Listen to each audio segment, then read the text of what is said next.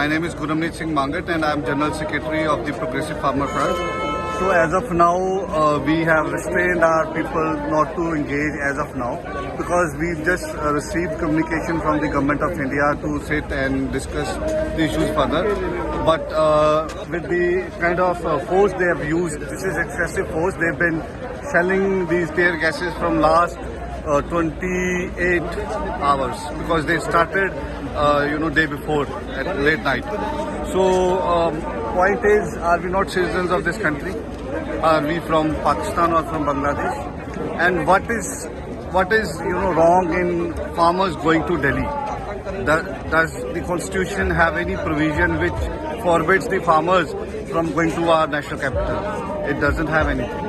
So this is excess dictatorship. They are scared, and why they are scared? Because they feel once they budge down to our demands, then everybody in this country would come up and speak against the atrocities of this government. It's like the way government is using drone to shell tear gases. Don't you think that it amounts to human rights violation? Like Modi used to claim that we are doing Digital India, and now they are using the same Digital India to target the farmers. Exactly, and the gross violation of constitutional rights, human rights, and the constitution is we are standing in the territory of state of Punjab, and the barricade is right on the border of Haryana, Punjab-Haryana border. The Haryana police has no authority, no right to even drop tear shells in this part of the state.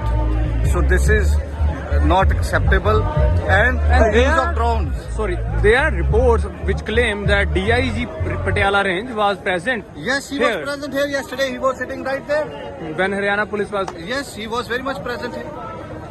And one of the, it's come to my notice that two MLAs had also come, MLAs from Punjab. I don't know whether they were able to make it up to here, but they come here to see what it is. Because